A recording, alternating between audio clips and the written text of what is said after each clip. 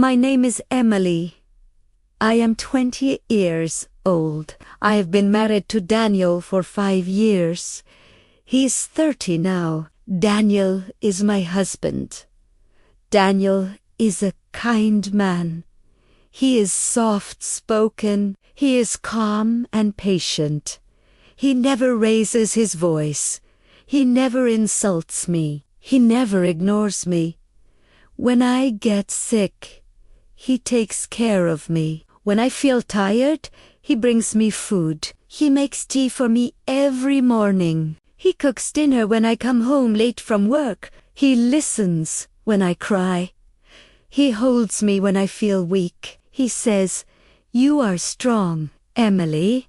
I am proud of you. Daniel is a good man." But sometimes he forgets that. I have a good job. I work in a big office. I earn $5,000 every month. I worked hard to get this job. I studied at night. I took extra courses. I pushed myself. Daniel works as a delivery driver. He earns $2,200 a month. He works long hours, in the sun, in the rain, in the cold. He comes home late and very tired. His feet hurt. His shirt is dirty with dust.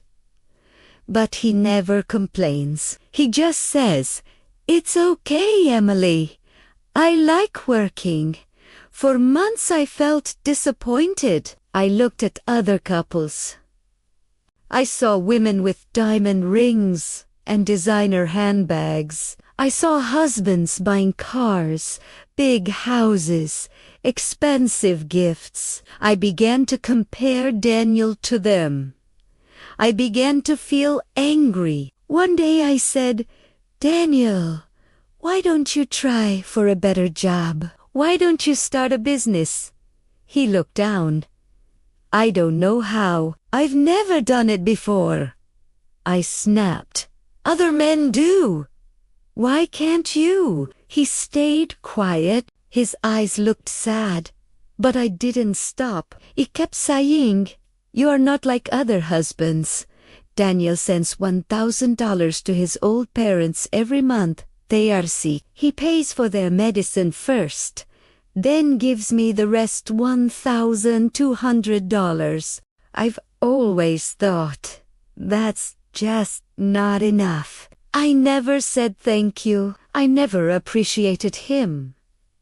One evening he came home very late. "Where were you?" I asked. "I was looking for another job," he said. "Did you find one?" "Not yet, but I will keep trying." Every day after that, he left early and returned after dark. He looked thinner. He spoke less. A week later he said, "I start a night job tomorrow. Restaurant, kitchen. $2,000 more." He only nodded. I didn't ask if he was okay. Daniel began working both jobs. He woke before sunrise, slept after midnight. I hardly saw him awake. One night I heard a crash in the bathroom. I ran in. Daniel sat on the floor, face white, hands shaking. "Daniel, just easy," he whispered. I rushed him to the hospital. The doctor said, "Complete exhaustion. He must rest or he will collapse again." I sat by his bed. He looked small under the white sheet. I took his hand and cried, "I'm sorry. I pushed you too far." He opened his eyes. "I only wanted you to be happy." That night, everything changed inside me. I went home and opened my laptop. I had savings money. I once planned to spend on handbags and trips. I used it to pay a small business course for Daniel. I found a quiet cafe for sale in our neighborhood, cheap because the owner was retiring. When Daniel came home from the hospital, I showed him the papers. "This is yours," I said. We'll run it together. No more double shifts, no more dust and rain. He stared, speechless.